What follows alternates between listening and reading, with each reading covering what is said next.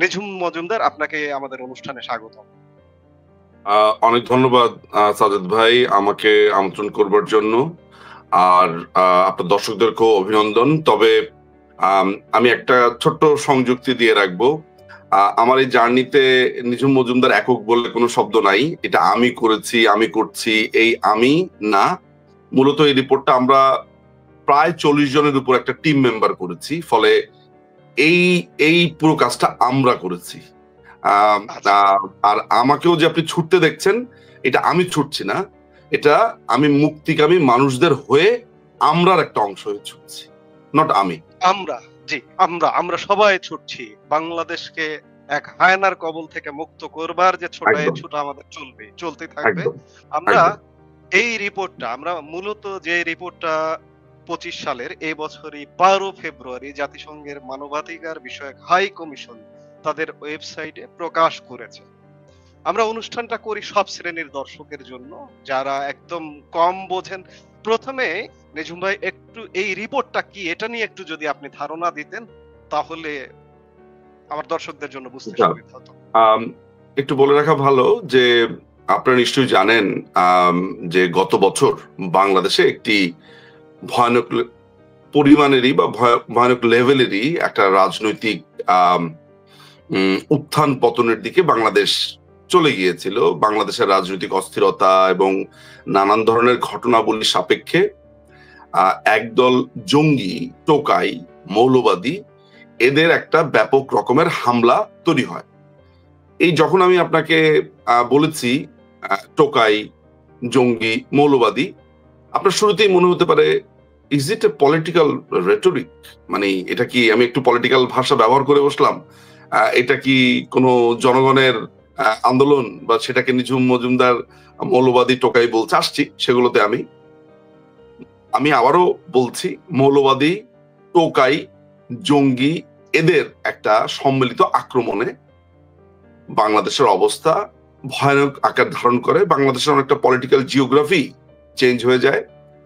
বাংলাদেশের মাননীয় প্রধানমন্ত্রী জননেত্রী শেখ হাসিনা, তাকে বাংলাদেশের সশস্ত্র বাহিনী একটি নিরাপদ স্থানে, তার জীবন যাতে সঙ্গীন অবস্থাতে না পড়ে, ফলে তাকে একটি নিরাপদ স্থানে সরিয়ে নেওয়া হয়। আজ অবধি সশস্ত্র বাহিনী সেটি থেকে উত্তরণ করতে পারেনি। মাননীয় প্রধানমন্ত্রী শেখ হাসিনা যদিও নিরাপদে এই মুহূর্তে আছেন। আচ্ছা, ওই ঘটনার প্রেক্ষিতে, অর্থাৎ গত বছরে যে এই মৌলবাদী জঙ্গিদের যে তাণ্ডব হয়েছিল, সেই ঘটনার প্রেক্ষিতে জাতিসংঘের একটি অফিস আছে। জাতিসংঘের অনেকগুলো অর্গান, অনেকগুলো ব্রাঞ্চ অফিস কাজ করবার ধারা, তার মধ্যে একটি হচ্ছে হিউম্যান রাইটস অফিস। এটিকে OHCHR বলে। আসলে এর কায়দার নাম আছে the United Nations office of the high commissioner of human rights, OHCHR।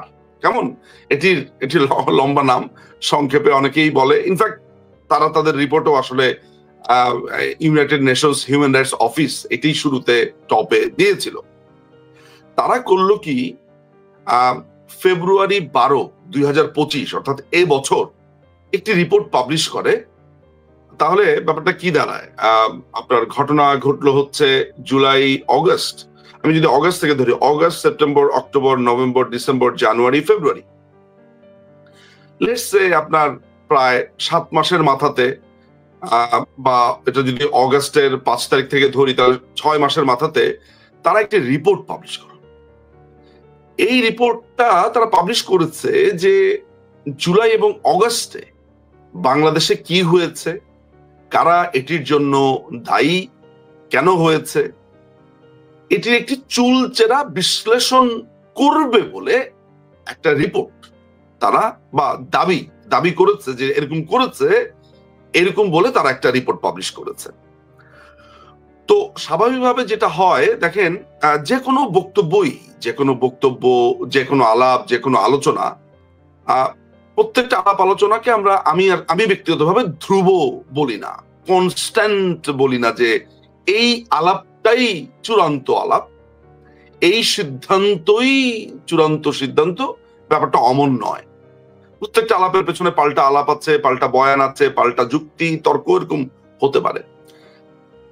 আমাদেরকে বিস্ময় করে দিয়ে আমরা সেই রিপোর্টটা অর্থাৎ 12ই ফেব্রুয়ারিতে যখন আমরা আস্তে আস্তে আস্তে আস্তে পড়া শুরু করলাম, উইদিন 2 and 3 days এর ভেতরে আমরা বুঝতে পারলাম যে এই রিপোর্টটা একটা ভয়ঙ্কর ভাবে তৈরি হওয়া রিপোর্ট, একটি ফরমাইশি রিপোর্ট। এখন এখানে অনেকগুলো প্রশ্ন আবার আসতে পারে, ওই প্রথম আমার বক্তব্যটার মতো যে নিঝুম ভাই এটাকে একটা পলিটিক্যাল রেটরিক, আপনি এদেরকে জঙ্গি টোকাই বলেছেন। এই সেকেন্ড আরেকটা প্রশ্ন আসতে পারে যে এই রিপোর্টটা খুব সম্ভবত আপনার ইন্টারেস্ট সার্ভ করছে না বলেই আপনি খারাপ বলছেন। এটিও একটি প্রশ্ন আসবে এবং এটা আসা উচিত, আমি তো মনে করি এই প্রশ্নগুলো আসা উচিত। আচ্ছা, তো আমরা একাডেমিক লাইন থেকে বোঝার চেষ্টা করলাম, এটিকে ধরেন অন্য আরো 10 জনের মতো না না এটি একটি ষড়যন্ত্র, এটি আমাদের বিরুদ্ধে ষড়যন্ত্র, এটা এই কথাটা সত্য না, এই কথাটা হয় নাই, এইটা আমাদেরকে বিরোধী দলীয় ষড়যন্ত্র, এইগুলোতে আমরা হাঁটলাম না। যে আমি একজন আইনজীবী, স্বাভাবিকভাবেই যুক্তি তর্কই খুঁজে বেড়াতে থাকবো। তো তখন যেটা করলাম সেটা হচ্ছে যে সিদ্ধান্ত নিলাম, আমি এককভাবে যে সিদ্ধান্ত আমার পর থেকে ভাবছি তা না, অনেকেই একইভাবে ভাবনাগুলো ভাবছে, তখন সিমিলটেনিয়াসলি অনেকেই ভাবছে। আমি তখন বেশ কয়েকজনের সাথে যোগাযোগ শুরু করলাম এবং দেখলাম যে প্রত্যেকেই ফুঁসে আছেন, কে কোন দিকে কি করবেন কি বলবেন। আমরা এর মধ্যে তো টকশোতে বলছি, আলাপ করছি এককভাবে, তখন এভাবে বলছি। আচ্ছা, সামটাইমস ইন ফেব্রুয়ারি, তো হ্যাঁ ফেব্রুয়ারি মাসেই, এন্ড অফ ফেব্রুয়ারির দিকে আমাকে, আমি তখন ভারতে গেছি, লন্ডন থেকে ভারতে গেছি, এন্ড অফ ফেব্রুয়ারিতে একজন উচ্চ পদস্থ পুলিশ কর্মকর্তা তিনি আমাকে ফোন দেন এবং তিনি আমাকে আসলে বলেন এই ব্যাপারটা তোলার জন্য উনি একটু আমার সাথে কথা বলতে চান। এবং তিনি আমাকে বলেন যে ভাই, এই রিপোর্টটার ব্যাপারটা একটু খারাপ দিকে যাচ্ছে, কারণ এই রিপোর্টটা একটা ফরমাইশি রিপোর্ট উনি বলছেন, এবং এই রিপোর্টকে কেন্দ্র করে এরা আমাদেরকে নানান ভাবে অপদস্থ, ফাঁসি, নানান রকমের কাজকর্ম করতে থাকবে, এইটাকে একটি ঐতিহাসিক ডকুমেন্ট বিবেচনা করে। উনি যখন এই কথাটা আমাকে বলছিলেন, উনার সাথে আরো বেশ কিছু কর্মকর্তা ছিল, যে এই রিপোর্টের, আমি জিজ্ঞেস করেছিলাম যে এই রিপোর্টে কি কি মিথ্যা আছে বলে অ্যাপারেন্টলি আপনার কাছে মনে হয়েছে। তখন উনি গড় করে, উনি নিজে তো একজন উচ্চপদস্থ পুলিশ কর্মকর্তা, উনি শুরুতেই বলেছেন যে ভাই, ওইখানে বলা হচ্ছে যে পুলিশের কর্মকর্তাদের, অনেক কর্মকর্তাদের তারা সাক্ষাৎকার নিয়েছে, কথা বলেছে বা মতামত নিয়েছে, ওইখানে আমাদের কোনো কথাই পাবলিশ করেনি। আমরা যে বিভিন্ন ঘটনা সাপেক্ষে না, ওনারা জাতিসংঘের অফিস থেকে তাদেরকে অনেকগুলো প্রশ্ন করেছে, এইটা কি ওইটা কি, তারা উত্তর দিয়েছে, তাদের কথার কোনো রিফ্লেকশন ওই রিপোর্টের মধ্যে আসেনি। তখনই তো তাদের বলেছে কি, আচ্ছা এটি একটি ইভেন্ট। আমি ওই দিন কথা দিয়ে আসলাম যে ওকে, লেটস রিড ইট, এবং আমি দেখি এটার পরবর্তী সময় আমরা কি করতে পারি, এটা তো একটা আলোচনার প্রয়োজন, এটা লম্বা জিনিস। ঠিক তার একদিন পরেই আমাকে ফোন দিলেন গাজীপুরের সাবেক মেয়র জনাব জাহাঙ্গীর আলম। আপনার কাছে যদি ওদের রিপোর্টটা থাকে, আপনি একটা মজার জিনিস লক্ষ্য করবেন, সেখানে 212 নাম্বার প্যারাতে, আমার প্যারা নাম্বার ভুল হতে পারে, কেউ 212 নাম্বারে গেলে আশেপাশেই পাবেন বলে আমার ধারণা। জাহাঙ্গীর আলম ভাই আমাকে ফোন করে বললেন যে নিঝুম ভাই, এই একটা রিপোর্ট পাবলিশ হয়েছে, আমি ভাই অত পুরো রিপোর্ট পড়ি নাই, কিন্তু আমার একটা রেফারেন্স তারা দিয়েছে আমার উপরে ঘটে যাওয়া ঘটনার, আমি শুধু সেটা নিয়ে আপনার সাথে কথা বলতে চাই। ভাই বলেন। ভাই ওরা বলছে আমি নাকি ওদেরকে, এই ছাত্রদের উপরে নাকি গুলি বর্ষণ করেছি, তাই ওরা আমার উপরে পাল্টা গুলি করেছে, তখন আমি আহত হই। বলে ভাই, আমি তো কোনো গুলি বর্ষণ করি নেই, আমি ঢাকা থেকে মাননীয় প্রধানমন্ত্রীর ফোন পেয়ে আমি আমার নেতা কর্মী নিয়ে, হোন্ডা মোটরসাইকেল এগুলো নিয়ে আমি গাজীপুর থেকে ঢাকার দিকে রওনা দিয়েছি। উত্তরার দিকে দিয়ে যখন যাচ্ছিলাম, একদম উনি এইভাবে বলছে, উত্তরা দিয়ে যখন যাচ্ছিলাম তখন অনেক ছেলে পেলে এখানে, ওদেরকে গাড়ি দেখে আমি তখন করলাম কি, আমি সাবেক মেয়র আর আমার ওই এলাকার ছেলে পেলে, উত্তরার এই কোনার থেকে শুরু করে গাজীপুর, তারই তো এলাকা, সবাই চেনে। তিনি গাড়ি থেকে বের হওয়ার পরে বলে যে বাচ্চা ছেলেপেলেরা তার সাথে সেলফি তোলা শুরু করলো, জাহাঙ্গীর ভাই কেমন আছেন, এই সেই একটা উৎসব মুখের পরিবেশ। তো ওনারা এই আইন করে আবার উনি একটা মোটরসাইকেলে ছিলেন, উনি মোটরসাইকেলে বসবেন, হঠাৎ করে তাদের কয়েকশো ফিট দূর থেকে গুলির আওয়াজ পেলেন এবং একটা গুলিও গেল। উনার ভাষ্য অনুযায়ী যে গুলি গেছে, হঠাৎ করে মানে এসে উনার গায়ে যখন লাগলো উনি দেখলেন যে গায়ে রক্ত, উনি যখন হাত দিয়ে দেখলেন রক্ত, তখন যে যার মতো দিক আপনার শেল্টার পালানো শুরু করলো। এবং যেই সব ছেলেপেলেরা রাস্তায় তাদের সাথে সেলফি তুলছিল তারাও দৌড়ানো শুরু করলো, তারাও তো বুঝতে পারছে না গুলিটা করলো। ওই ঘটনা চলে যায় হচ্ছে মানে তার তো পরবর্তী সময় আপনি জানেন যে মাথার পুরো খুলিটা অনেকটা চেঞ্জ করতে হয়েছে গাজীপুরের মেয়র সাহেবের। সেখানে জুয়েল মোল্লা নামে একটি ছেলেকে উনার পিএস তাকে গাছের সাথে পশুর মতো ঝুলিয়ে হত্যা করা হয়। আপনারা নিশ্চয়ই সেই ছবি দেখেছেন। এটি 18 জুলাইয়ের ঘটনা, বুঝতে পারছেন? তো জাহাঙ্গীর ভাইয়ের এই ফোন কলটি আমার জন্য অনেক বড় একটা টার্নিং পয়েন্ট ছিল, একটা এনকারেজমেন্ট ছিল যে অল রাইট, তাহলে এই রিপোর্টে এগুলো করেছে। এখন আমি ভালো করে তখন যেটা করলাম, আমি এর আগেও রিপোর্টটা আমি পড়া শুরু করেছি, আমি অনেকগুলো লজিক্যাল পয়েন্ট পেয়েছি, যুক্তি তর্কের পয়েন্ট পেয়েছি, অনেকগুলো ডিসক্রিপেন্সিস পেয়েছি আমার আইনি চোখে যা দেখা যায়। কিন্তু এত ডিপলি ফ্যাক্ট অ্যানালাইসিস করে, অর্থাৎ ইচ এন্ড এভরি ফ্যাক্ট নিয়ে আমি তো এটা অ্যানালাইসিস করতে পারিনি। যেমন ধরেন মিরপুরে ইয়ামেন নামে একটা ছেলে আছে, আবু সাইদের মামলা আছে, অমুকের ঘটনা আছে, তমুকের ঘটনা আছে, এখানে fact fact fact fact fact, এগুলো প্রত্যেকটা ফ্যাক্ট আমি জানি না। তখনই সিদ্ধান্ত নিলাম সাজ্জাদ ভাই যে every single line, every single word, every single para, সবকিছু নিয়ে একটা পূর্ণাঙ্গ রিপোর্ট আমরা তৈরি করে বলব। এই আমরা কারা? প্রথমেই আপনাকে আরেকটা বলে নেই, আমরা এই ক্রান্তিকালীন সময়ে আমাদের একটা ক্লোজ সার্কেলের ব্যারিস্টার্সদেরকে নিয়ে, সলিসিটরসদেরকে নিয়ে আমরা একটা আইনি দল খুলেছিলাম। এরই মধ্যে দেখলাম কি জানেন, যে দলীয়ভাবে দল এখন ধরেন একটা টার্মোয়েল সিচুয়েশনের মধ্যে দিয়ে যাচ্ছে, একটা টার্বুলেন্স চলছে। এখানে ধরেন নেতৃত্ব দেবে, বলবে, ওই এখন একটা ওয়ার চলছে। ওয়ার ফিল্ডে সাজ্জাদ ভাই আমি আর আপনি, ধরা যাক আমরা দুজনই হচ্ছে মেজর অমুকের আন্ডারের সোলজার, দুজন যুদ্ধ করছি। যুদ্ধ করতে করতে আমি আর আপনি সাজ্জাদ ভাই আমরা দুজন দল ছোট হয়ে গেলাম, কিন্তু আমাদের দুজনকে তো বাঁচতে হবে। আমরা দুজনই তখন নিজেরাই নিজেদেরকে ইনস্ট্রাকশন দিয়ে, সাজ্জাদ ভাই আপনি ওদিকে কভার দেন, আমি ওদিকে কভার দেই, দুজনকে ইনস্ট্রাকশন দিয়ে আমরা যুদ্ধ শুরু করলাম। আমি কি বোঝাতে পারলাম? হ্যাঁ, আমাদের অবস্থাটা মোটামুটি ওরকম যে বুঝতে পারছিলাম না যে দলীয় নির্দেশনাটা কি বা কি করব। তখন আমি ভাবলাম লেটস গো, এই ভাই অমুক অমুক অমুক অমুক, আজকে এখানে একটা মিটিং, আমরা সবাই একসাথে হয়ে আমরা সিদ্ধান্ত নিলাম একটা আইনি দল বানিয়ে ফেলবো। আমরা একটি আইনি দল আমরা তৈরি করে ফেললাম। এই আইনি দলের কাছে আমি প্রথম পেশ করলাম যে আমাদের তো একটা পাল্টা রিপোর্ট বানাতে হবে। শুরু হয়ে গেল আমাদের কাজ। কাজটা শুরু হয়ে একটু স্থবিরও হলো। পরবর্তী সময় আমরা আবার শুরু করলাম। এবার একদম 6টা টিম বানালাম। আমরা কি টিম বানালাম? একটা লিগ্যাল রিসার্চ টিম বানালাম, মূল টিমটা যারা এই রিসার্চের কাজগুলো মূলত লিখবে। আমাদের এই রিসার্চ টিমের সাথে আমি ব্যক্তিগতভাবে, আমার মা তখন কিন্তু আপনি জানেন যে চেন্নাইতে চিকিৎসারত, ওনার কি অবস্থার মধ্যে দিয়ে যাচ্ছে, উনি ক্যান্সার পেশেন্ট। ওরকম একটা মোমেন্ট আমার জন্য ভেরি মাচ চ্যালেঞ্জিং ছিল যে একদিকে মার চিকিৎসা হচ্ছে, অন্যদিকে আমি মাকে, ধরা যাক যে ডাক্তারের কাছে সারাদিনের কাজ আমার বিকাল 5টার মধ্যে ডাক্তার শেষ, আমি ওই 6টা থেকে কাজ শুরু করেছি, ব্যাপারটা এমন আর কি। সো আমরা সবাই এরকম একটা যুদ্ধের মধ্য দিয়ে করেছি।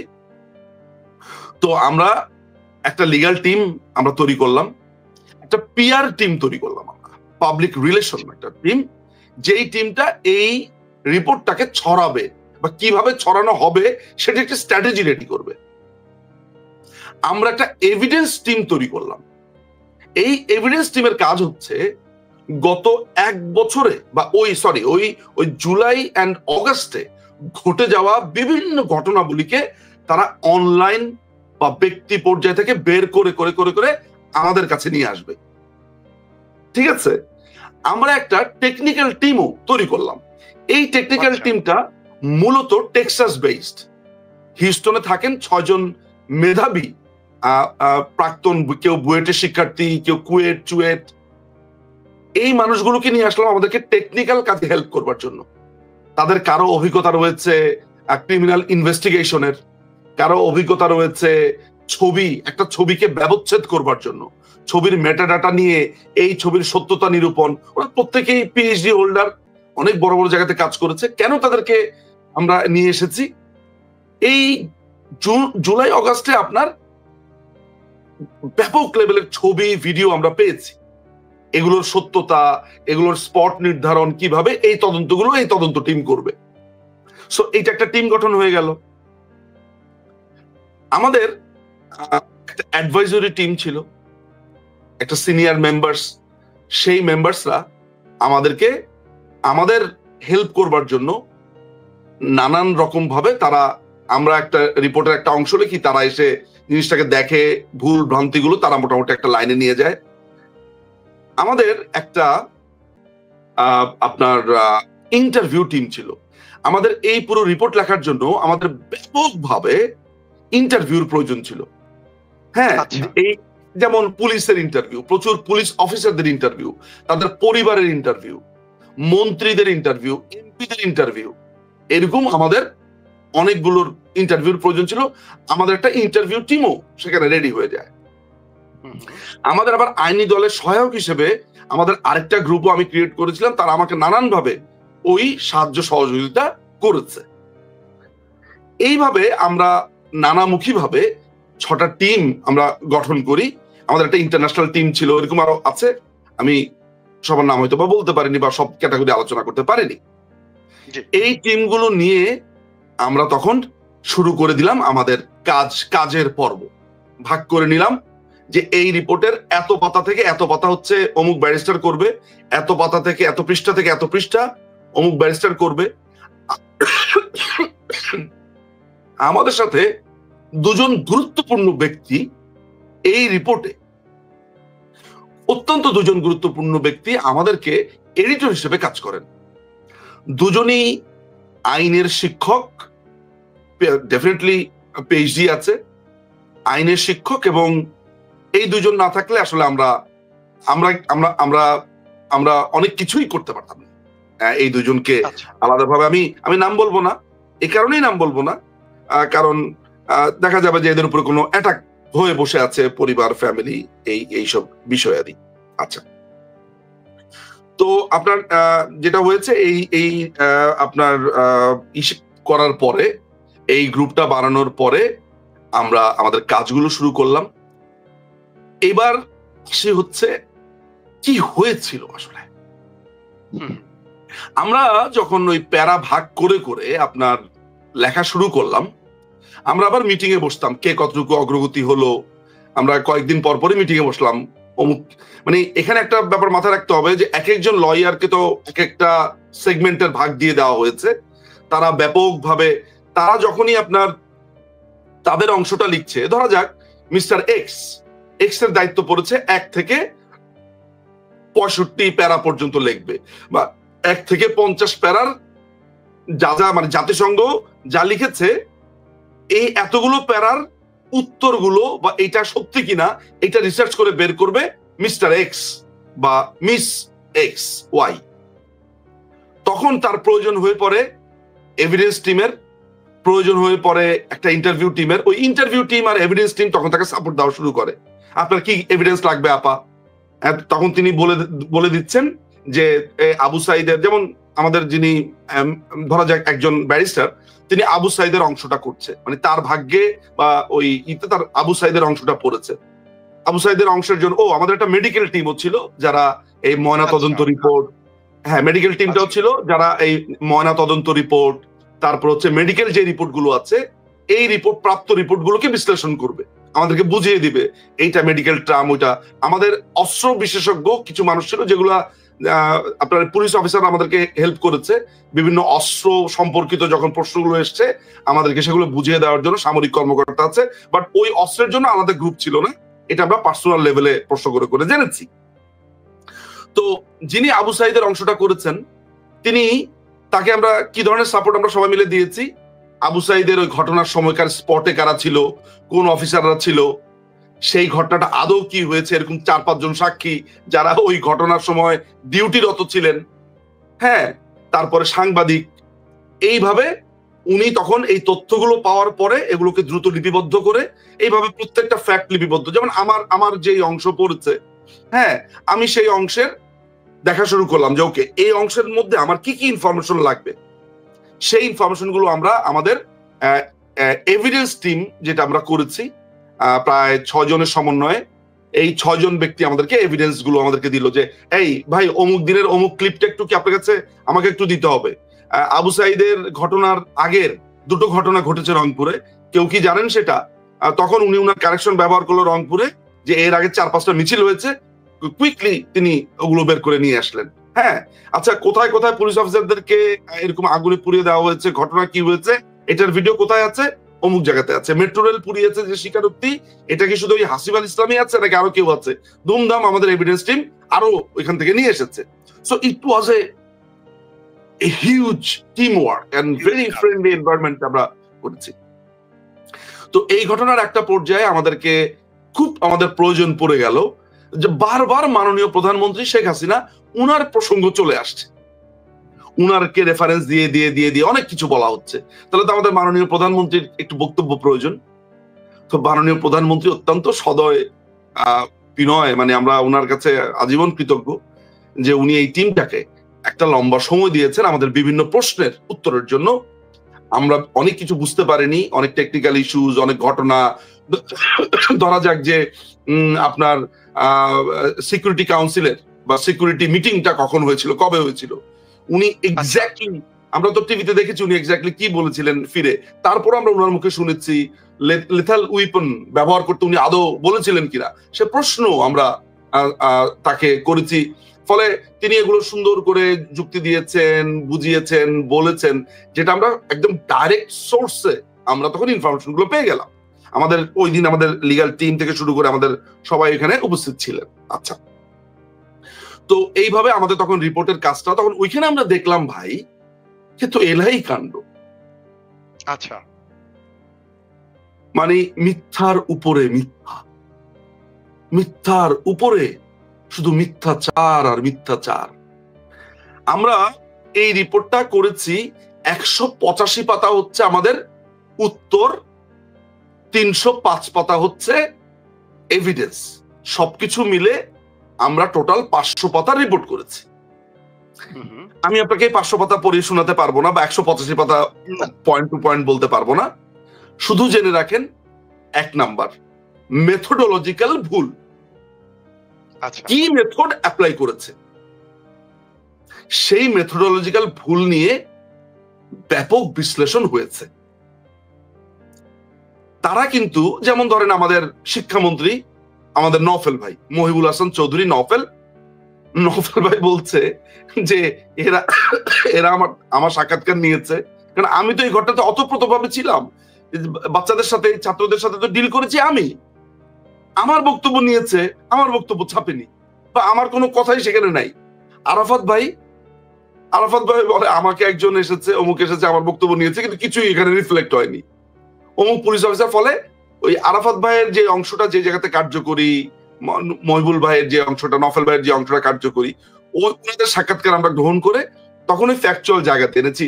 আসলিয়াতে আপনার যে একটা ছেলে হঠাৎ করে একটা এপিসির উপরে এসে উপস্থিত হয় না, খাস করে এপিসির উপরে পরে পুলিশ তার গাড়ি টান দেয়, দেখেছেন না? জি জি জি জি। আচ্ছা, আমার একটা কার্টুনের কথা মনে পড়ে গেল, আই এম কোয়াইট শিওর যে আপনি এই কার্টুনটা দেখেছেন, ছায়া। একটা কার্টুন দেখেছি যে এক ভদ্র মহিলার দিকে একটা ছুরি এইভাবে তাক করে আছে, একটা ছায়া দেখা যাচ্ছে, মানে ছায়াতে বলছে, আমরা শ্যাডোতে দেখা যাচ্ছে মহিলার দিকে ছুরি তাক করে আছে। মূল ছবিটা হচ্ছে এমন যে মূলত যিনি ছুরি তাক করে আছেন বলে মনে হচ্ছে তার দিকে আসলে ছুরি তাক করে গুলি তাক করে আছে, আলোটা পড়ার কারণে উনার হাতটাকে একটা ছুরি মনে হচ্ছে, আর পেছনে দাঁড়িয়ে থাকা মহিলাকেই মনে হচ্ছে যে তার দিকেই ছুরি, অর্থাৎ মূল ঘটনা আড়াল হয়ে গেছে শ্যাডোর কারণে। এই ঘটনাও তাই। আপনি কি দেখেছেন?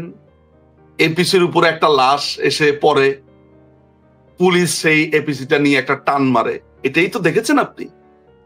ভাইরাল হয়েছে এবং ইমোশনাল ব্ল্যাকমেইল করার জন্য এই ধরনের অজস্র ঘটনা আছে। এই ইয়ামেন যেটা হয়েছে, ওর পুরো ঘটনাই আমরা পেয়েছি, আমাদের রিপোর্টে আছে। ও রাস্তা পার হয়েছে, প্রথমে ও পুলিশকে মারবে, ও অস্ত্র শস্ত্র নিয়ে পুলিশকে মারতে এসেছে। ওর রাস্তা পার হওয়ার দৃশ্য, ওর আসার দৃশ্য, ও জঙ্গি, ও হিজবুত তাহরীর ছেলে, পুলিশকে অ্যাটাক করতে এসেছে, অ্যাটাক করতে এসছে। সেই অ্যাটাক করা পরবর্তী সময় ওই আসলে জাম্প করে, সে ব্রিজ থেকে মনে হয় জাম্প করে সেখান থেকে পরে, বা উপর থেকে জাম্প করে পরে। তো পুলিশ তো স্বাভাবিকভাবে গাড়ি নিয়ে টান মারবে, পুলিশ কি একে কি করবে আপনার এপিসির উপরে আসলে? তখন ওইখানে ঘটে যাওয়া আপনার এই পুলিশ অফিসারদের সাথে আমরা সাক্ষাৎকার নেই। আপনি জানেন এই ইয়েমেনের মারা যাওয়ার পরে তার বাবা ময়না তদন্ত তো দূরের কথা, সে মামলাও করেন এবং সে বলে ওর ছেলে তো জঙ্গি, আপনি জানেন যে ছাড়া পেয়েছিল জেল থেকে, সে চিহ্নিত জঙ্গি। এই ইয়েমেনের বাবা তাদেরকে লাশের কোনো সৎকারই করতে দেয়নি, সৎকার ছাড়া তিনি ছেলের কবর দিয়ে দিয়েছেন তাড়াহুড়ো করে। জুলাই নিহত কোন লাশেরই সৎকার হয়নি, কোন লাশেরই ময়নাতদন্ত হয়নি, এবং ময়নাতদন্তের প্রশ্ন উঠেছিল কিন্তু করতে দেওয়া হয়নি। আবু সাইদের যে পোস্টমর্টেম রিপোর্টটা আমরা প্রথমবারের মতো পাবলিশ হয়েছিল, সেটি তো গায়েব করে ফেলা হয়। প্রথম 5ই অগাস্টের পরে যে পোস্টমর্টেমটা হয় সেটিকে গায়েব করে ফেলা হয়। আবু সাইদের ব্যাপারটা was very much important for us. সেটি আমাদের একজন ইয়াং ব্যারিস্টার একদম চমৎকার করে ওই অংশটির কাজ করেছে, সমস্ত ডাটা এন্ড এভরিথিং সেখানে আছে। এই রিপোর্টটা তো পাবলিশ হয়েছে, আমি জানি না আপনি পেয়েছেন কিনা। এটি আজকেও আমরা আসলে এটি আমরা বেশ কিছু গুরুত্বপূর্ণ ব্যক্তির হাতে দেব। হ্যাঁ জি বলুন। আমার জিজ্ঞাসা যে এই রিপোর্টটা আপনারা যে খেটে খুঁটে গত 8 মাসের পরিশ্রমে করলেন, এটা কি জাতিসংঘে অলরেডি সাবমিট করা হয়েছে? এই রিপোর্টটা আমরা জাতিসংঘের বিভিন্ন অফিসে, বিভিন্ন জায়গাতে আমরা ইমেল করেছি। ব্যক্তিগতভাবে আমাদের কিছু প্রতিনিধি সেইখানে হাতে হাতে গিয়ে রিসিভড কপি নিয়ে এসেছে, একটা দিয়ে রিসিভড আমরা একটা টপ লেটার হেডে দিয়েছি। আজকে যেমন আমি এই মুহূর্তে ডিসিতে আছি, ওয়াশিংটনে আছি, আজকে আমরা কয়েকটি গুরুত্বপূর্ণ জায়গাতে যাব এবং রাত্রে আমাদের একটা মিটিংও আছে।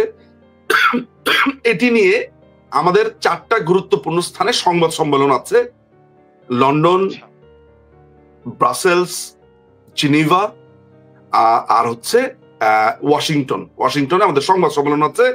এগুলো অ্যারেঞ্জের কাজ চলছে, একটু মানে দেরি হয়ে গেছে, আসলে আরো একটু কুইকলি করা উচিত ছিল, বাট এটা চলছে এবং এই প্রক্রিয়া চলমান আছে। আচ্ছা, আমার প্রশ্ন হচ্ছে যে জাতিসংঘ সারা বিশ্বের রাষ্ট্রগুলোর একটা সংঘ, জাতিসংঘের একটা অর্গানাইজেশন একটা রিপোর্ট পাবলিশ করবে, এরকম সাজানো গোছানো মিথ্যা ফেক যে রিপোর্টটার আমরা পোস্টমর্টেম করতে আজকে বসেছি, এটা কি করতে পারে? একটা রিপোর্ট প্রকাশের তো বিধিবিধান আছে, জাতিসংঘের বাজেট বরাদ্দ করতে হয়, ইত্যাদি নানান ফর্মালিটিস আছে। এগুলো কি হয়েছিল? যথাযথভাবে হয়েছিল? এগুলো কোনো কিছুই হয় নাই। তাদের যে তথ্য সংগ্রহ যে প্রক্রিয়াটা রয়েছে, সোর্স যেগুলো ছিল, তারা বলেছে যে তারা যে মেথোডোলজি ফলো করেছেন। তো আমাদের যে মেথোডোলজি অংশ যিনি তৈরি করেছেন, তিনি দেখিয়েছেন যে এই জাতিসংঘের মেথোডোলজি যেই আপনার যে গঠন প্রক্রিয়া, সেইখানে কি কি ভুল আছে। First hand source, first source, primary source, secondary source, তারপরে এই সোর্সের বিশ্লেষণ, যাদেরকে নিয়ে, যেমন ধরেন সেখানে জামাতে ইসলামের কর্মীরা সেখানে কাজ করেছে। আপনার জামাতে ইসলামের কর্মী প্রসঙ্গে আমার একটা প্রশ্ন এই মুহূর্তে আমার মনে পড়ছে, যে এই যে আজকে যে ঢাকা বিশ্ববিদ্যালয়ের ডাকসুর যে ভিপি হয়েছেন যিনি, এই মুহূর্তে আমি স্ক্রিনশটটা দেখাতে পারবো না। রিপোর্টটা যখন প্রকাশিত হয়েছিল তখন ফেসবুকে পোস্ট দিয়ে খুব গর্বের সাথে প্রকাশ করেছিলেন যে এইরকম একটি কাজের সাথে যুক্ত থাকতে পেরে তিনি গর্বিত। আমরা কিন্তু এমনটাও দেখেছিলাম। আপনাদের কি এই সাদিক কায়েম, আপনারা কি এই বিষয়গুলা আমলে নিয়েছিলেন? আমরা সেখানে তুলে এনেছি। আমরা কনফ্লিক্ট অফ ইন্টারেস্ট থেকে শুরু করে আমরা সেখানে যেমন একই সাথে ধরেন প্রচুর লিগ্যাল জার্গন আমরা ব্যবহার করেছি, থিওরি ব্যবহার করেছি, তারপরে মেথোডোলজির গুলোকে আমরা যেমন আমরা যে কোশ্চেনিয়ার তৈরি করেছিলাম, আপনি ওই কোশ্চেনিয়ারটা দেখলেই বুঝবেন যে কোন লেভেলের আমরা আপনার বলা যায় যে প্রফেশনাল ওয়েতে কাজ করেছি। আপনারা বুঝতে পারেন যে মাননীয় প্রধানমন্ত্রী, আমরা ধরেন একটা ঘটনা জানি অনেকটা জুডিশিয়াল নোটিশের মতো, যে এইটা প্রধানমন্ত্রী তো অলরেডি বক্তব্য দিয়ে দিয়েছেন, ওইখান থেকে নিলেই হয় না। আমরা মাননীয় প্রধানমন্ত্রীর কাছ থেকে পর্যন্ত সরাসরি তথ্যটা নিয়েছি। মানে আমি আপনাকে টপ লেভেলটা বোঝানোর জন্য যে আমরা ওনার মুখ থেকে শুনেছি যে মাননীয় প্রধানমন্ত্রী এই কথাটা জাতিসংঘের এই অফিস বলছে, মাননীয় প্রধানমন্ত্রী আমরা আপনার কাছে এটা একটা ব্যাখ্যা বা এটা একটা অ্যান্সার কি আছে কিনা আমরা জানতে চাই। তো উনি যখন ব্যাখ্যাটা দিচ্ছে আমরা তখন সবাই কুইকলি লিখে ফেলছি, আমাদের লিগ্যাল টিমের সবাই, বা একজন নোট টেকার ছিল তিনি লিখে ফেলছেন। সো এইভাবে যেমন আমাদের স্বরাষ্ট্রমন্ত্রী আসাদুজ্জামান খান কামাল, উনি তো ওই সময় একটা গুরুত্বপূর্ণ অবস্থানে ছিলেন। একটা কথা এসেছে যে সব তীরে মারে, একটা গুলি করি বাকিটি মরে না, দেখে শুনেছেন না? ভাইরাল হয়েছিল। জি জি। আচ্ছা সাজ্জাদ ভাই, সাজ্জাদ ভাই, আমি আপনাকে একটা প্রশ্ন করব আজকে। আমি আর আপনি দুজন পুলিশ অফিসার, আমাদের দুটা কলিগকে মেরে আমাদের সামনে ফুট ওভারব্রিজে ঝুলিয়ে দেওয়া হয়েছে। আমি আর আপনি দুজন পুলিশের অফিসার, আমাদের দুজন কলিগকে ফুট ওভারব্রিজে ঝুলিয়ে রাখা হয়েছে। আমরা বাঁচাতে তো পারিনি, দুবাই মিলে বাঁচাতে তো পারিনি আমার কলিগকে, আমি আর আপনি গেছি উদ্ধার করতে। সাজ্জাদ ভাই আমাকে গুলি করছে, উদ্ধার করতে দেবে না, ওই লাশ উদ্ধার করতে। তখন আমি টিয়ার গ্যাস মেরেছি, গুলি করেছি জীবন বাঁচাতে, প্রাণ রক্ষা, মানে গুলি করেছি বলতে শটগানের আপনার ওই যে ছড়া গুলি ছুড়েছি, ছড়া গুলি, দারোয়ানটা আবার বলবে যে আমি মনে হয় এলএনজি ছুড়েছি, ছড়া গুলি ছুড়েছি। তো গুলি করি, তখন সরে যায়, আবার অন্যদিক থেকে এসে আরেক দল এসে আমাকে লাশ নামাতে দেবে না। এই কথাটা বলছে, এই কথাটাকে কি বানালো কেউ প্রশ্ন করলো না ভাই। আচ্ছা আপনারা ওনাদের লাশ ঝুলাইয়া দিলেন, তো লাশও নিতে দিবেন না? এই কথাটা যখন স্বরাষ্ট্রমন্ত্রীকে একজন পুলিশ অফিসার বোঝাচ্ছেন, সেটিকে ভাইরাল করে দিলেন। হ্যাঁ, সেই পুলিশ অফিসারকে হত্যা মামলার আসামি করা হয়েছে, এবং ওই পুলিশ অফিসার যখনটা বলছে ঝরঝর করে কেঁদে দিচ্ছে। কি আমি আমার কলিগ, তো আমি বললাম যে খণ্ডিত অংশ আপনার প্রকাশ করেছে, খণ্ডিত অংশ প্রকাশ করলে যেটা হয়, সরি আমি একটু পানি নিয়ে নেব। হ্যাঁ, তো যেটা হচ্ছে যে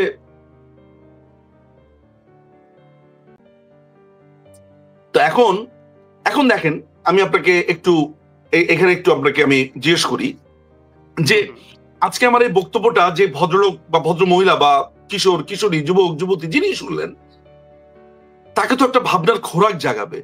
আচ্ছা এই ঘটনা নাকি আমি আমার কলিগের লাশ আনতে গেছি, আমার ওই লাশ আনতে দেবে না, আমি সেটার জন্য প্রতিরোধের ব্যবস্থা নিলাম। আমি যেই দেশে আছি, আমেরিকাতে, নিচে পুলিশ আছে, আমি খালি পুলিশের দিকে একটু তেড়ে যাই, পুলিশ ধাম করে গুলি করে দেবে আমাকে।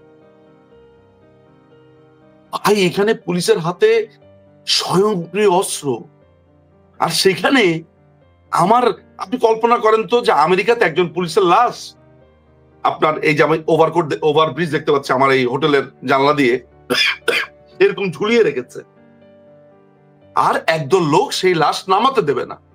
তো পুলিশ কি করবে ভাই? সাজ্জাদ ভাই আপনি আমাকে অ্যান্সার দেন তো, কি করবে, কি করা উচিত, শুনি না আপনার কাছে একটু। পুলিশ অবশ্যই তার কলিগের লাশটা আনতে যাবে, লাশটা আনবে, এনে সেটা ব্যবস্থা করবে। কেউ বাধা দিলে সেটা প্রতিরোধ করবে খুব স্বাভাবিকভাবে। আমাদের পুলিশও সেটা করেছে। তো সেই আনতে দেওয়ার সময়ের একটা ঘটনা স্বরাষ্ট্রমন্ত্রীর কাছে বর্ণনা করলে সেটা ভাইরাল হয়ে যায়, সেটাকে হত্যা মামলা হিসেবে বিবেচনা করা হয়। ওই মামলার আসামিও করা হয়েছে আমাকে ওই যাত্রাবাড়ি থানাতে। আমার বিরুদ্ধে তো জানেন যে প্রায় ১/২ শতাধিক মামলা এখন আছে, নথিপত্রও আছে, এতগুলো মামলা। ওই যাত্রাবাড়ি থানার অনেকগুলো হত্যা মামলাতে আমাকে আসামি করা হয়েছে, অথচ ওই ঘটনার সময় আমি ছিলাম চেন্নাইতে। আচ্ছা আচ্ছা আচ্ছা। আমি 17 জুন 2024 ইং তারিখে আমার মার চিকিৎসার জন্য আমি চেন্নাইতে চলে যাই। ঈদের দিন, কোরবানি ঈদের দিন আমি চলে যাই। আমি তো আর জানি না যে পরবর্তী মাসে এরকম একটা ঘটনা ঘটতে যাচ্ছে। ইয়েস, এটা জানতাম যে একটা বড় ধরনের উৎখাতের চেষ্টা করা হচ্ছে, সেটা আমি জানুয়ারিতে ভিডিও দিয়েও বলেছি যে এই সরকার উৎখাত নিশ্চিত করবে তারা, এইটার পরিকল্পনা হয়ে গেছে। আমি তো গলা ফাটিয়েছি বহুদিন ধরে। রাশিয়া বলেছে, আপনার বলেছে যে বাংলাদেশ একটা অ্যারাব স্প্রিং এর মতো একটা ঘটনা ঘটাবে, এরকম তো বলেছে। তো আমি কিন্তু 17 জুন আমার মার চিকিৎসার জন্য আমি চলে যাই হচ্ছে ভারতের চেন্নাইতে। আমার নামে অস্ত্র মামলা দিয়ে বসে আছে এবং বর্ণনা দিয়েছে আমি কিভাবে রিভলভার ধরে গুলি করেছি, সেটা লেখা আছে আমার এখানে। ব্যক্তিগত প্রসঙ্গে না যাই, সেটি আলাদা আলোচনার বিষয়। আজকে যে আইসিটি তো এই রিপোর্টটা, এই যে ভুয়া রিপোর্ট, যে রিপোর্টটা আমরা পোস্টমর্টম করতে আজকে বসেছি, সেই ভুয়া রিপোর্টটাকে আমলে নিয়েই তো আইসিটি আদালতটা চলছে। এবং এই রিপোর্টটা আসার সাথে সাথে খুব দম্ভ ভরে তারা বলা শুরু করে দিলেন যে আমরা একটা বিশাল রিপোর্ট পেয়ে গেছি, বিশাল একটা অর্জন পেয়ে গেছি। একটা অনুরোধ করব, আইসিটি আদালত বলবেন না, এটি তাজুলের আদালত বলেন। একদম, এটি তাজুলের আদালত। এটা কিসের আইসিটি আদালত? এটি আদালত। আপনি এই তাজুলের আদালতে হুমায়ুন আহমেদের উপন্যাস প্রমাণ হিসেবে ব্যবহার করা হয়েছে। আমি সেইটাকে ব্যবচ্ছেদ করে একটা আলাদা 56 মিনিটের একটা ব্লগ বানিয়েছি। সেখানে বলা হচ্ছে কোন এক টঙ্গীর মোজাম্মেলের কথা বলা হচ্ছে, 1974 সালের ঘটে যাওয়া একটা মিথ্যা ঘটনা, সেইটাকে বানিয়ে দিয়েছে আমাদের যে মুক্তিযুদ্ধ মন্ত্রী আকম মোজাম্মেল হকের নাম। ওই সময় আমি মেজর নাসির উদ্দিন, মানে ঘটনার চরিত্রের একজন প্রধান চরিত্র, সেই নাসির উদ্দিন সাহেবের সাক্ষাৎকার নিয়েছি। তিনি বলে ওই দিন তো মোজাম্মেল নামে কোনো ঘটনা ঘটে নাই ভাই। ওই দিন ঠোঁটকাটা হাশেম, হাসান সর্দারের ছেলে ঠোঁটকাটা হাশেম, যে রেপ করেছিল এবং যার কাছে অস্ত্রের মজুদ ছিল, তাকে ধরতে আমরা গেছি এবং বঙ্গবন্ধুর নির্দেশে আমরা দ্বিতীয়বার তাকে ধরে নিয়ে আসি এবং তার কোনো জামিন হয়নি। আর ওখানে বলা হয়েছে যে বঙ্গবন্ধুর নির্দেশে নাকি খুনি ছাড়া পেয়ে গেছে। কোথায়কার কোন মোজাম্মেল? একজন মোজাম্মেল ছিল টঙ্গীর কাজী মোজাম্মেল হক, তিনি 3টা কলাপসিবল গেট লাগিয়ে ঘরে বসেছিলেন। এইটা আমাকে নাসির সাহেব, আপনি আমার ফেসবুকে বা ইউটিউব চ্যানেলে গেলেই সেই 56 মিনিটের ভিডিও দেখবেন, অবাক হয়ে যাবেন। যাক, সেসব কথাতে যাই। এই দেশের প্রোপাগান্ডার কোনো মা এবং বাবা নাই। প্রোপাগান্ডা কমপ্লিটলি, প্রোপাগান্ডারও আসলে প্যারেন্টস থাকা দরকার। যে প্যারেন্টস বলতে বোঝাচ্ছি যে একটা প্রোপাগান্ডা যখন হয়, ধরা যাক যে আপনি আমাকে একটা কলম দিয়ে খোঁচা দিলেন, ভাই বাড়ায় বললে আমি বড় জোর বলতে পারি উনি আমার একটা লাঠি দিয়ে খোঁচা দিছে, উনি আমার অ্যাটম বোম মারছে, এটা বলবো নাকি আমি? মানে বাংলাদেশের প্রোপাগান্ডা গুলো হচ্ছে এই লেভেলের। উনি আমাকে অ্যাটম বোম মেরে উনি আমার পুরো পরিবারকে মেরে ফেলেছে। আমরা আইসিটির আলাপে ছিলাম। আইসিটির আলাপটা শেষ করতে চাই। গত 2 দিন ধরে একটা ভিডিও ভাইরাল হয়েছে, স্টেট ডিফেন্স আমির হোসেন, যাকে রাষ্ট্রের এটা নিয়ে একটু আপনি যদি বলেন আর কি। আমির হোসেন, হ্যাঁ হ্যাঁ, আমির হোসেনের ব্যাপারটা একটু বলি। আমির হোসেন আপনার মূলত দালালি করতো। ও তো ওই জুনিয়র থেকে ও যেটা করতো, ও আপনার ওই যে জজ কোর্টের, মহানগর দায়রা জজ কোর্টের ওইখানে অনেক মানুষ দাঁড়িয়ে থাকে, বিচার প্রত্যাশী, আত্মীয় স্বজন। তো আমার এক বন্ধু একটা ডেমো দিয়েছিল, ডেমনস্ট্রেশন দিয়েছিল তিনি কি করতেন আসলে। তিনি গিয়ে ওইখানে দাঁড়াতেন, সকালবেলায় দাঁড়াতেন, তিনি চারদিকে তাকাতেন, খুঁজতেন, চা খেতেন, এর পাশে বসে ওর পাশে বসে। ওইখানে পেঁপে বিক্রি করে, তরমুজ বিক্রি করে, এগুলো একটা হাতে নিয়ে নিয়ে ঘুরতেন। ভাইয়ের কি উকিল লাগবে, পাশে গিয়া ফিস করে বলতো। ওই যে প্রস্টিটিউটদের দালাল আছে না, যে জিনিস লাগবো দেখবেন এরকম, কিন্তু রাস্তাঘাটে জিজ্ঞেস করতো একটা, ভাই ভালো জিনিস আছে লাগবে। তো ওই আমির হোসেন করতো কি, ভালো উকিল আছে লাগবো, তো এইভাবে সে ক্লায়েন্ট ধরে নিয়ে যেত চেম্বারে। লোকটা কোন একটা অদ্ভুত কারণে পিনাল কোড এটা বলতে পারতো না, সে বলতো পেনাল কোড। পেনাল কোডের 14 নম্বর দ্বারা পড়ছো, এইভাবে। আচ্ছা, পেনাল কোড একে ধরিয়ে দিয়েছে রাষ্ট্রপক্ষ, মাননীয় প্রধানমন্ত্রীর আইনজীবী হিসেবে নিয়োগ করেছে। মজার ব্যাপার হচ্ছে, এই লোকের আগে আরেকজনকে নিয়োগ দেওয়া হয়েছিল, তার নাম তো আমি ভুলে গেছি। ওর কোয়ালিটি আর কি এর থেকে ভালো ছিল আর কি, মানে মানুষ বলে যে ও একটু বেটার উকিল ছিল। বাট ওর ঘটনা হয়েছে, সে 5 তারিখের সময়, 5 তারিখের পরে মাননীয় প্রধানমন্ত্রীর ফাঁসি দাবি করেছিল ফেসবুক স্ট্যাটাসে। মানে ওকে নিয়োগ দিয়েছে আপনার। তখন এইটা নিয়ে যখন আমরা সবাই কথা বলা শুরু করলাম, তখন ওই সমালোচনা এড়াতে এই আপনার পেনাল কোডকে নিয়ে এসেছে। এই পেনাল কোড তো দেখেছেন, সে বলেছে যে আমি যদি এখন ফাঁসি না চাই তাহলে স্যার হইবে, তাহলে আপনারা কি কইবেন, আমি কি আর ফাঁসি চাইতে পারি? অর্থাৎ তার ফাঁসি চাওয়ার অনেক ইচ্ছা আছে, কিন্তু নাটকের একজন যেহেতু একজন খুশি লোক, তাই চাইতে পারছে না। যে আমি আর্গুমেন্ট করবো, আপনি আমারে পাল্টা আর্গুমেন্ট করবেন, একটু বোঝান আর কি, ব্যাপারটা ওরকম। তো এই হচ্ছে তাজুলের আদালতের অবস্থা। হুমায়ুন আহমেদের উপন্যাস নিয়ে এসেছে, আমি এই অংশটা একটু আপনাদেরকে বলা ভালো। হুমায়ুন আহমেদ হচ্ছে, ধরেন আপনি যদি সরেশ ব্যক্তি হন, হুমায়ুন আহমেদ হচ্ছে আরো 3 কাঠি সরেশ। অর্থাৎ আপনি যদি হুমায়ুন আহমেদকে বলেন, একটা গল্প বলেন যে হুমায়ুন ভাই, এই সেদিন রাস্তা দিয়ে যাচ্ছিলাম, হঠাৎ করে এক লোক আমার সামনে এসে বলল আমি হিমু, এইটা বলে সে ধুম করে রাস্তার মধ্যে গাড়ির সামনে একটা ঝাঁপ মারলো। এটা হুমায়ুন আহমেদকে আপনি গল্পটা বললেন, হুমায়ুন আহমেদ লেখলো এইভাবে, সেদিন অন্ধকার, চারদিকে ঘুটঘুটে অন্ধকারে রাস্তা ঘাট ছমছম করছে, হঠাৎ করে কোত্থেকে সাজ্জাদ এসে হাজির। সাজ্জাদ বলল, মামা একটা গল্প আছে শুনবেন। এইভাবে বলছে হঠাৎ করে একটা আমেরিকান B2 বোমারু বিমান দিয়ে একজন হিমু এসে হাজির, এসে বলছেন আমার একটা ট্যাঙ্ক আছে, সেখান থেকে আপনাকে আমি গুলি করতে চাই। কোথায়কার গল্পের গরু, কোথায় নিয়ে ট্যাঙ্ক আর বোমারু বিমানে নিয়ে এসেছে। মানে আমি আপনাকে উদাহরণ দেওয়ার চেষ্টা করছি, আপনি যদি হুমায়ুনকে তিলের গল্প বলেন, ও আপনাকে মোটামুটি বাধা টানা। এখন এই কথাটা কেন বলছি, 1974 সালে, একটু শুনে রাখা ভালো ভাই, 1974 সালে অপারেশন ক্লিন আপ নামে একটি অপারেশন হয়। আপনার এই মজুদদারি, কালোবাজারি, ছিনতাইকারী, ডাকাত, খুনি, এদেরকে গ্রেফতারের জন্য সেনাবাহিনীকে অস্ত্র উদ্ধারে নামানো হয়, সেনাবাহিনীকে এই অপরাধীদেরকে ধরতে নামানো হয়।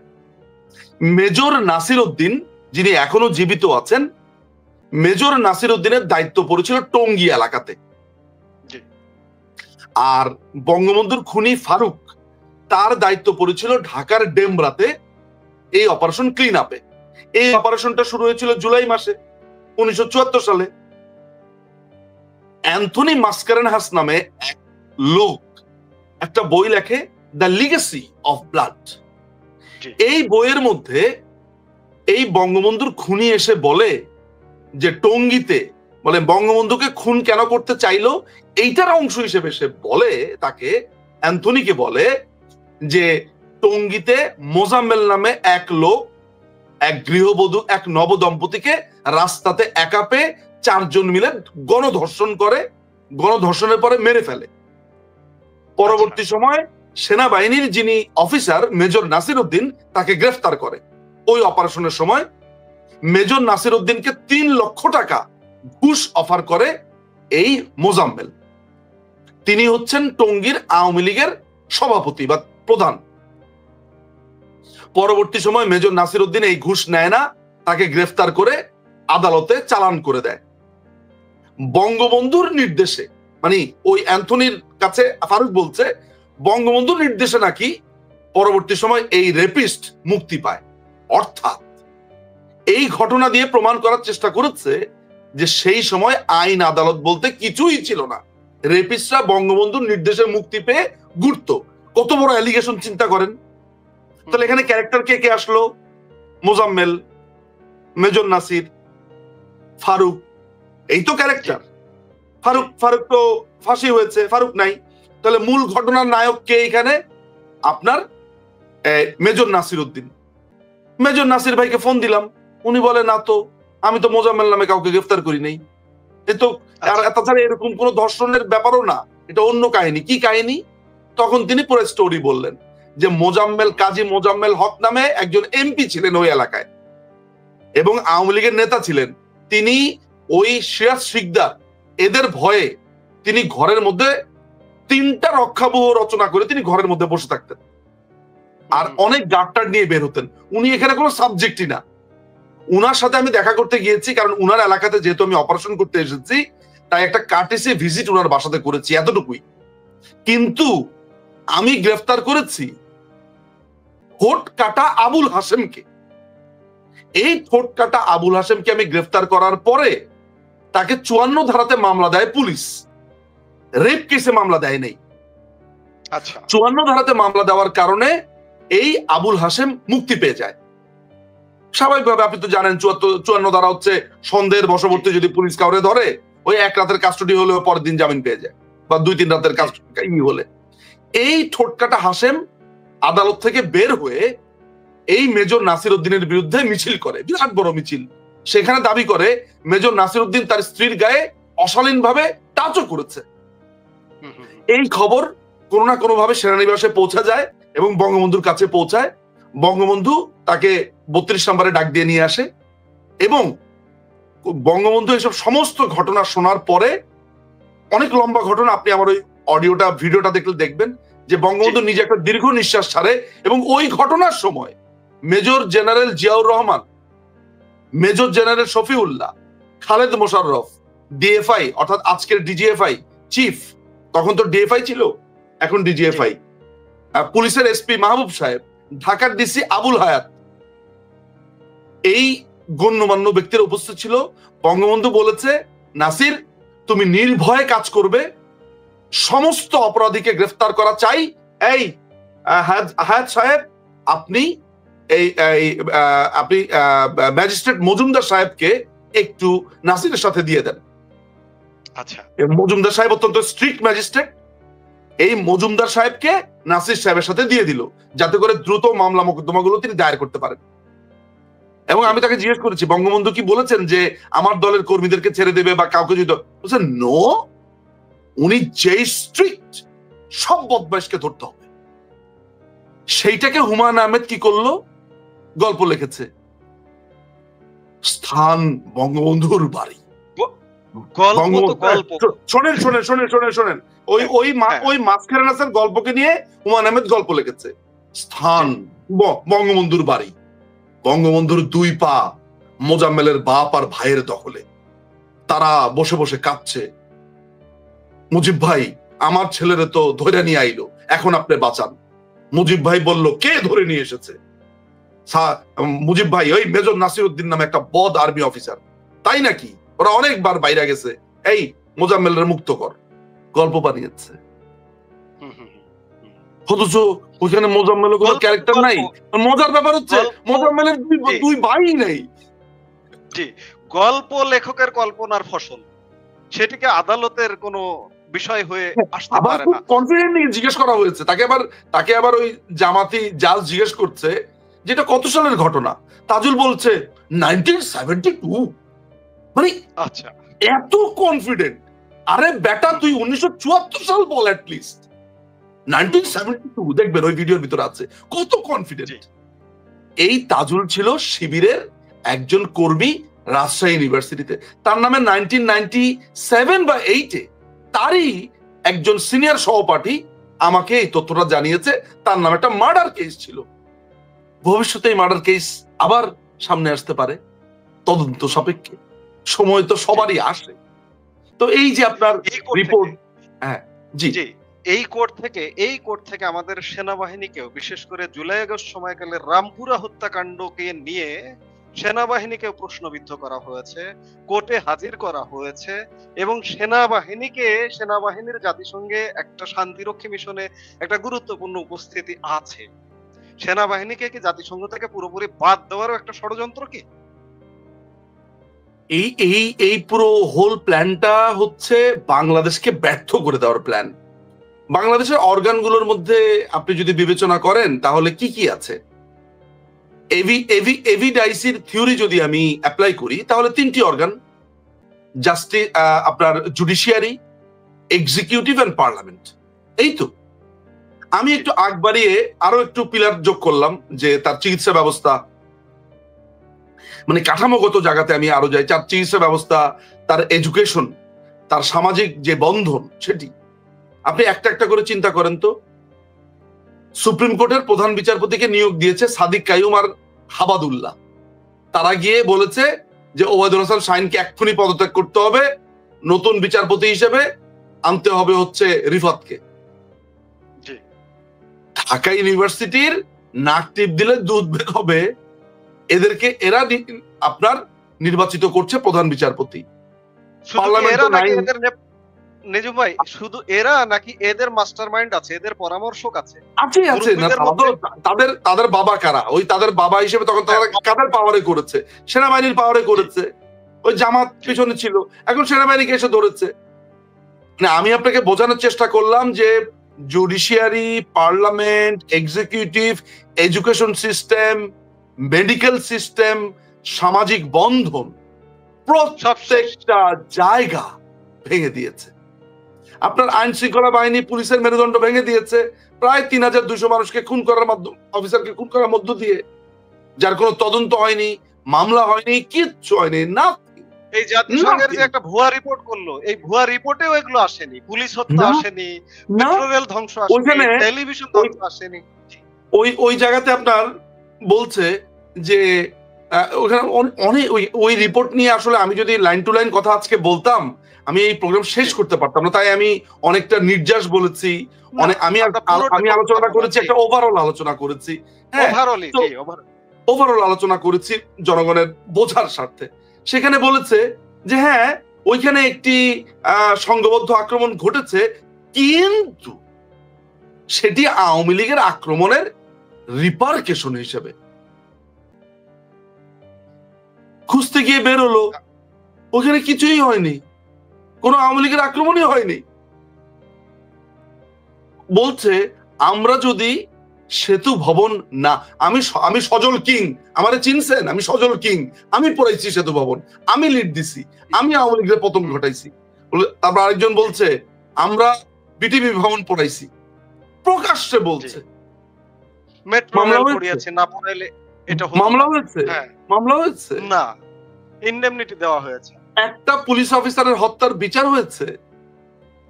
হয়নি, যার দরুন আজকে পুলিশ নেই। আচ্ছা, সাজ্জাদ ভাইয়ের গত এইটা কি মাস, অক্টোবরের 1 থেকে অক্টোবরের 30 পর্যন্ত ঘটে যাওয়া কোন ঘটনাতে সাজ্জাদ ভাইকে আসামি করা যাবে না। স্বাভাবিক প্রশ্ন উঠবে, এই সাজ্জাদ ভাই এলো কোত্থেকে? সাজ্জাদ ভাইরে ঢুকেছেন কেন এটার ভিতরে? তার মানে সাজ্জাদ ভাই এই অক্টোবরের 1 থেকে 30 তারিখের ভিতরে কিছু একটা করেছে, নাহলে উনাকে ইমিউনিটি দেওয়ার প্রশ্ন আসলো কেন? আমি একটা উদাহরণ দিয়ে বুঝালাম আপনাকে, বুঝতে পেরেছেন আপনি? আমি আপনাকে ব্যারিস্টার আমিরুল ইসলাম একটা চমৎকার কথা বলেছিলেন 1996-এ, তিনি দৈনিক জনগণে একটা কলাম লেখেন, খুব সম্ভবত 15ই অগস্ট। বলেছিল যে ইন্ডেমনিটি অধ্যাদেশ itself is a statement or confession of the killers. ওই ইন্ডেমনিটি অধ্যাদেশে বলা হয়েছে যে 14ই অগস্ট রাতের পর থেকে আজ পর্যন্ত যা যা ঘটনা ঘটেছে এগুলোর ব্যাপারে কোনো আদালতে যাইয়া বিচার চাওয়া যাইবে না, বিচার করা যাইবে না। তো ওইখানে তো বলে দেওয়া হচ্ছে যে ওইখানে কোন একটা ঘটনা ঘটিয়েছেন আপনারা, তাহলে আপনার ইমিউনিটির প্রয়োজন পড়ছে কেন? বিষয়টা এমন। হ্যাঁ জি, সরি, ঠাকুর ঘরে কে রে আমি কলা খাইনি, বিষয়টা একদম একদম একদম বিষয়টা তেমন। তো আজকে সামগ্রিকভাবে দেশ, আমরা যে দেশটা 15 মাস আগে যে দেশটা দেখেছিলাম, যে দেশটা ছিল, সেই দেশটা এই মুহূর্তে আর নেই। আমরা এখান থেকে বের হব কিভাবে? উত্তরণের উপায়টা কি? আমরা কি করতে পারি? Awami League is the answer. Awami League জনগণকে সাথে নিয়ে, সাধারণ জনগণ, কালকে একটা ভিডিও আপলোড করেছি, এক 60 বা 70 এক চাচা অশ্লীল ভাষায় গালি দিতে দিতে রিক্সা চালাচ্ছে। ভাইরে, বুকটা আমার ফেটে গেছে গালি শুনে না, শুনে। মাত্র 20 সেকেন্ডের ভিডিও, আপনি দেখতে পারেন। গালি দিতে দিতে রিক্সা চালাচ্ছে, ইউনূসের 14 গোষ্ঠী সে উদ্ধার করছে। আক্ষেপ, কষ্ট, আগুনি, পেইন। এই মানুষকে সাথে নিয়ে বাংলাদেশ আওয়ামী লীগ একটি গণ অভ্যুত্থানের মাধ্যমে এই জাতিকে মুক্ত করে ছাড়বে ইনশাল্লাহ। এবং Bangladesh Awami League is the answer. আপনার উত্তর বাংলাদেশ আওয়ামী লীগ 52-তে বাঁচিয়েছে, 71-এ বাঁচিয়েছে, 66, 69। বাংলাদেশ আওয়ামী লীগ আবারও বাঁচাবে। আপনি লিখে রাখেন কাগজ কলম থাকলে। নিজুম মজুমদার 27শে অক্টোবর সন্ধ্যা 7টা থেকে 8টার মধ্যে আমাকে এই কথা বলে গিয়েছিল, Bangladesh Awami League is the answer for Bangladesh. আমরা অনুষ্ঠান শেষ করব। সারা দেশের মানুষ আমাদের কথা শুনছেন, তাদের উদ্দেশ্যে আমরা কি আশার কথা বলে, কি আশাবাদী হওয়ার কথা বলে, এই যে হতাশা, এই যে সবকিছু ব্যর্থ হয়ে পড়েছে, মানুষের জীবন জীবিকা সব অচল হয়ে গেছে, দেশে শিল্প প্রতিষ্ঠান বন্ধ হয়ে যাচ্ছে, অর্থনীতি ভেঙে পড়ছে, সবকিছুর মধ্যে হতাশা। এই হতাশার মধ্যে কি আশার সুর শুনিয়ে আমরা বিদায় নিতে পারি অনুষ্ঠানটা থেকে? অস্থির হয়েও না, শুধু প্রস্তুত হও। এখন কান আর চোখ খোলা রেখে অনেক কিছু দেখে যাওয়ার সময়। এই সময়ে স্থির থাকতে না পারার মানেই হলো আগুনে ঝাঁপ দেওয়া। তোমার কাজ আগুনকে ভালোবেসে উন্মাদ হয়ে যাওয়া নয়, আগুনকে ব্যবহার করতে শেখা। অস্থির হয়েও না, শুধু প্রস্তুত হও। লিখেছেন কবি বীরেন্দ্র চট্টোপাধ্যায়। আমি বীরেন্দ্র চট্টোপাধ্যায়ের ওই কথার অনুরণ যদি আমি বিবেচনা করি, তাহলে আরেকটা কথা আছে। তারাপদ রায় তার কবিতাতে বলে গেছেন, আমরা যে গাছটিকে কৃষ্ণচূড়া ভেবেছিলাম, যার উদ্দেশ্যে ধ্রুপদী বিন্যাসে কয়েক অনুচ্ছেদ প্রশস্তি লিখেছিলাম, গতকাল বলাই বাবু বললেন ওটি বানর লাঠি গাছ। অ্যালসেশিয়ান ভেবে যে সারমেয় শাবুকটিকে আমরা 3 মাস বকলস পরিয়ে মাংস খাওয়ালাম, ক্রমশ তার একই ভাব প্রকট হয়ে উঠেছে। আমরা টের পাইনি আমাদের ঝর্ণা কলম কবে ডট পেন হয়ে গেছে, আমাদের বড়বাবু কবে হেড অ্যাসিস্ট্যান্ট হয়ে গেছেন, আমাদের বাবা কবে বাপি হয়ে গেছেন। আমরা বুঝতে পারিনি আমাদের সর্বনাশ হয়ে গেছে। এই দুটো কবিতা কেন পড়লাম জানেন? এটি তারাপদ রায়ের কবিতা। আমাদের সর্বনাশ হয়ে গেছে, কিন্তু অস্থির হওয়া যাবে না। ওই বীরেন্দ্র চট্টোপাধ্যায়ের মতো বলতে হবে, প্রস্তুত হও। আসার কথা হচ্ছে আপনাদের, আমি বলছি যে অগ্নি জ্বলছে সেনানিবাসে, এটি ধেয়ে আসলো বলে। পাগল হয়ে গেছে জুনিয়র অফিসাররা প্রতিশোধের স্পৃহায়, পাগল হয়ে গেছে জুনিয়র অফিসাররা। যে কোনো সময় যা কিছু ঘটতে পারে যে কোনো জায়গা থেকে। জি, আমরা এইটা ঠিক একটা এমন এইটা একটা অবস্থায় দাঁড়িয়ে। জি, এইটা বলুন বলুন। এবং বাংলাদেশ আওয়ামী লীগ আবারও এই মুক্তির আস্বাদন, এই মুক্তি নিয়েই আপনাদের কাছে ফিরবে। শুধু একটাই কথা, সাথে থাকবেন, পাশে থাকবেন, আর ভুল করা যাবে না, আর ভুল মানুষকে বিশ্বাস করা যাবে না, আর খন্দকার মোশতাককে আনা যাবে না। আর এই ভবিষ্যতের বাংলাদেশ হবে ম্যাজিক্যাল বাংলাদেশ।